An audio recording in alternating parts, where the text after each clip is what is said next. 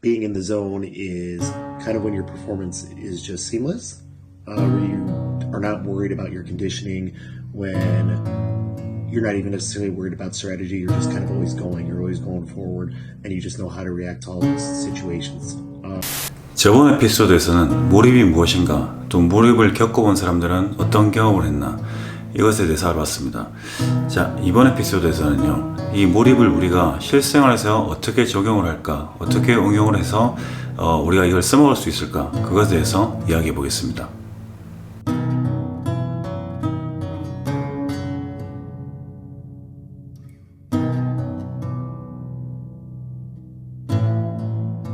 오늘 이야기할 이 주짓수와 몰입의 어떤 그런 적용 방법에 대해서는요, 이제 황롱문 교수의 몰입에 대한 방법론에 기초를 해서 말씀을 드리겠습니다. 이제 이야기할 내용은요, 맞다, 틀리다 이런 걸 떠나서 이제 몰입의 관점만으로 이제 이야기할 내용입니다.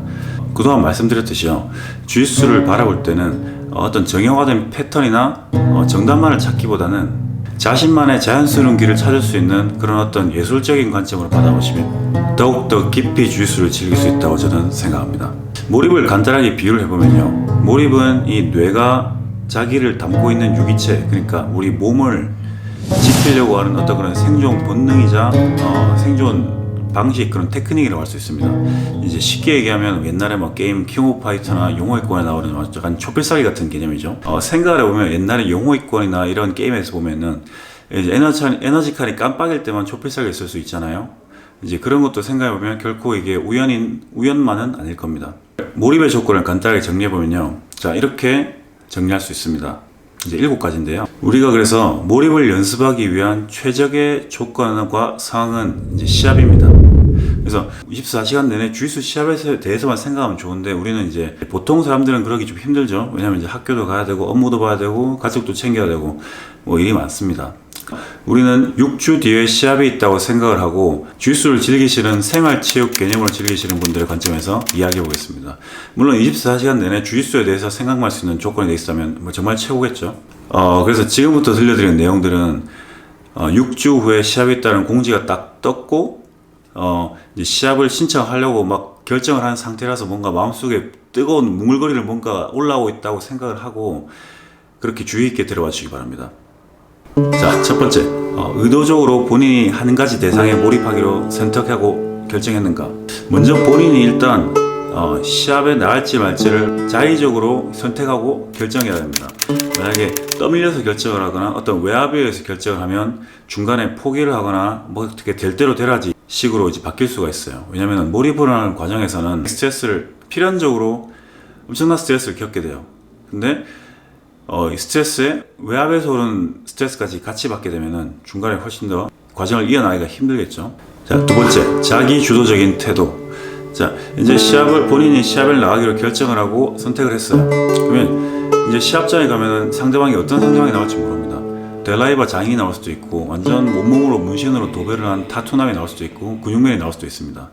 어쨌든 뭐가 나와도 나을 거예요. 근데 이건 당신 스스로 결정을 하고 선택할 거기 때문에 이거를 정면으로 스스로 받아들여야 돼요. 그래서 그리고 이 상황을 객관적으로 봤을 때도 조금 힘든 상황이라 해도 이 상황을 재해석해서 내가 원하는 쪽으로 리드할 수 있어야 됩니다.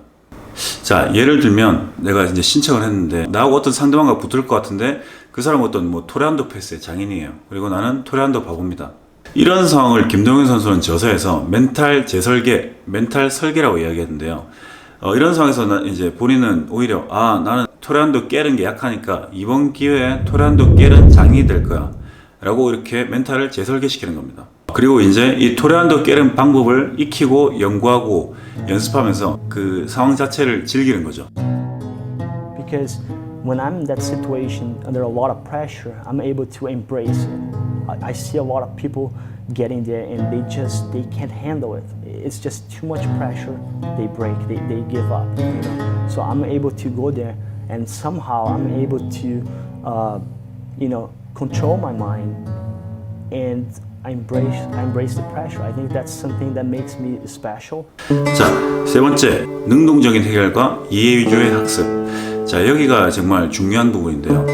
만약에 토레한도 예를 들면 토레한도 그림만 해도 여러 가지 토레한도 상황만 해도 여러 가지 상황이 있습니다. 뭐 토레한도 무릎을 잡은 상황, 정강이를 잡은 상황, 돌아 나와서 상대방이 내 머리 위까지 돌아 나온 상황, 뭐 엄청나게 많은 상황이 있습니다.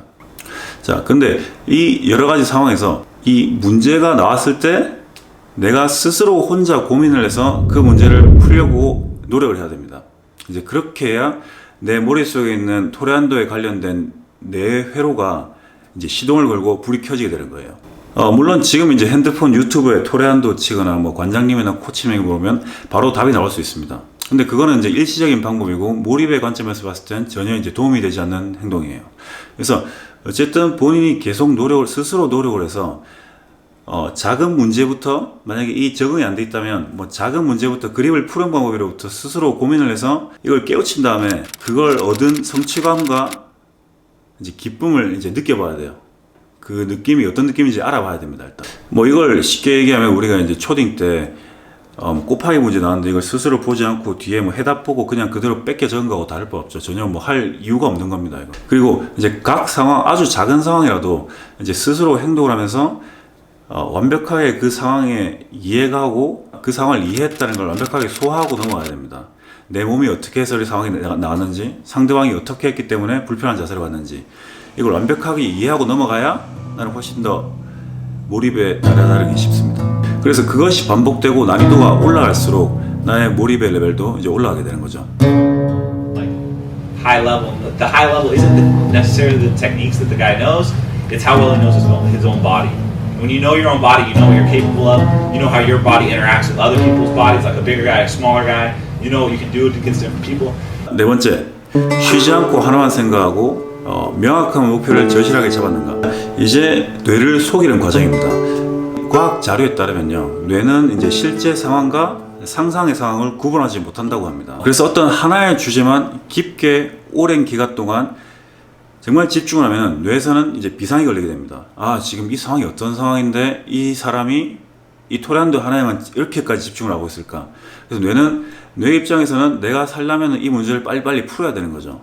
그래서 뇌 회로, 그러니까 토레한도에 관련된 뇌 시냅스 회로를, 그런 인테리어를 최대한 토레한도에 적합하도록 자른 거죠. 그렇게 해서 뇌 회로를 풀 가동시키고요, 뇌를 착강시킵니다. 그래서 우리는 뭐 본인의 뭐 일이나 업무 중 꼭 해야 되는 일 말고는 뭐 버스에 앉아 있는 시간, 뭐 걸어가는 시간, 이어폰 끼고 멍하니 있는 시간, 그런 시간에는 항상 토레한도 생각만 하고 있어야 됩니다. 그렇게 돼야 몰입에 대한 집중도가 올라갈 거예요. 그렇게 함을 최소한 일주일 좀 길게 반복을 함으로써 몰입에 대한 집중도를 훨씬 더 이제 올릴 수 있습니다.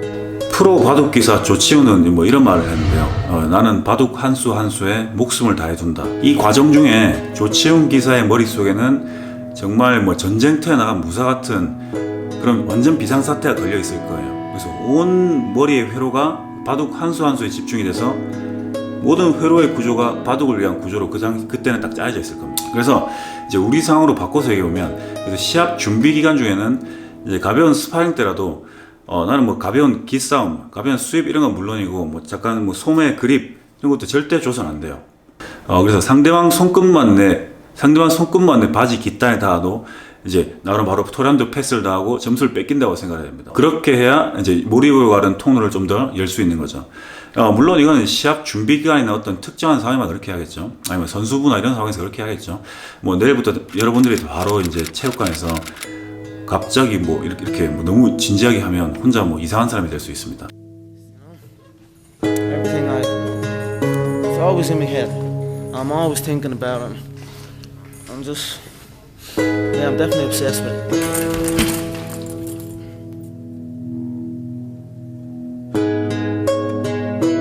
그 다음 다섯 번째, 난이도 조절. 예를 들어서 만약에 뭐 화이트 벨트 시합 나가시는 분이 뭐 말도 안 되는 베린브로 콤비네이션 이런 거에 대한 문제를 혼자 스스로 풀려 그러면 이제 적합하지도 않을 뿐더러 너무 혼자 풀기 너무너무 힘들 거예요. 그래서 예를 들어서 토레한도라면 뭐 일반적으로 그립을 푸는 방법, 아니면 어떤 상황에 내가 토레한도 패스를 잘 당하는가, 이것을 이제 스스로 생각하면서 하나하나 이제 풀어 나가는 걸 연습하셔야 됩니다. 그 중간에 코치나 관장님의 가이드를 받을 수 있으면 훨씬 더 좋겠죠.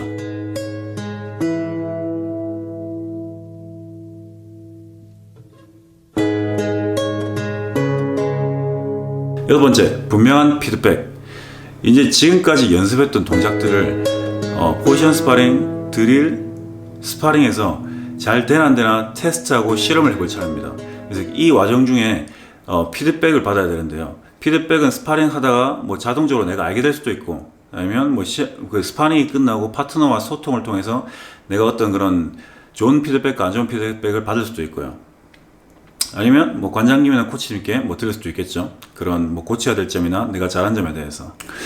그리고 나서 다시 실험, 테스트, 반복, 피드백, 테스트, 실험, 테스트. 이걸 무수히 반복을 해야 됩니다. 이 과정 중에 너무 큰 이고를 가지거나 남과 비교를 너무 많이 하시는 분들은 이 소통에 좀 문제가 있을 수도 있겠죠.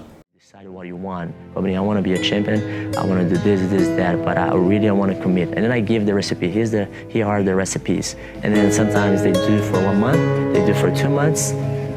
They don't understand there's a consistency, right? They don't keep the consistency. 자, 7번째, 충분한 휴식. 하루에 6시간, 최소한 6시간에서 7시간은 충분한 휴식을 취해줘야 됩니다. 자, 이렇게 몰입의 그런 뭐 간단한 응용 방법을 정리해 봤는데요. 자, 근데 이런 접근 방법은 이제 보통 이제 한국 사람이라면 익숙하지 않은 접근 방법이에요. 뭔가 내던져진 듯한 어떤 무책임하게 느껴지는 그런 이제 교육 방법이라고 느낄 수도 있는데요. 뭐 다들 잘 아시겠지만은 한국의 뭐 전형적인 교육 방법은 어떤 뭐 백지가 있으면 어떤 기본적인 틀하고 이런 걸 다 짜놓고 거기로 학생을 이렇게 뭐 맞춰놓는 느낌이라면, 이제 이런 방법은 반대죠. 백지 같은데 너무 큰 테두리만 벗어나지 않는 한에서 이제 학생들에게 스스로 그림을 그려나가고 내용을 채워나가는 이제 그런 방식입니다. 그래서 대부분의 사람들이 이런 몰입 스타일의 이제 접근 방법으로 먼저 연습을 하면 보통은 나랑 안 맞다, 이게 너무 힘들다, 이렇게 이제 이야기하시는 경우가 많더라고요. 그거나 문제가 닥쳤을 때요, 누구나 이제 문제가 닥치고 이제 스트레스가 오게 돼 있어요. 그 누구나 마찬가지입니다. 근데 여기서 쉽게 포기를 하고 그냥 가는 사람은 제 생각에는 그 스트레스에 대한 저항력이나 그걸 그대로 뚫고 나갈 수 있는 그런 훈련이 좀 부족한 사람인 것 같습니다. 하지만 이제 그 스트레스는 누구한테나 오고요. 그 스트레스를 넘어야 이제 본인이 스스로 할 수 있는 불가능이라고 생각했던 한계를 넘을 수 있기 때문에 그걸 넘어야지만 어떤 성취감과 쾌감을 느끼고 이제 그걸 디딤발 삼아서 한 단계 더 높은 단계로 그 과정 중에 여러분의 뇌와 뇌세포는 이제 살아서 숨쉬게 됩니다. 이제 불이 다 켜져요. 쓸모없는 근육은 작아지고 퇴하듯이요.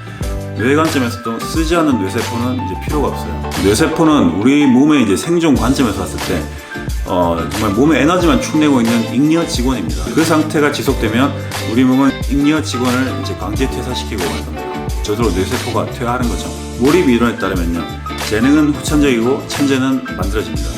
여러분이 주짓수나 아니면 어떤 다른 운동을 하다가도 본인이 이제 너무 재능이 없고 나는 이제 정말 타고나지 않았다고 생각을 하더라도 그냥 최대한 몰입을 하려고 노력을 하고 계속 꾸준히 운동을 하시기 바랍니다. 언젠가는 본인이 원하는 어떤 주짓수가의 그런 모습을 하고 있을 거예요. 자, 그러면 오늘도 즐거운 주짓수 하세요.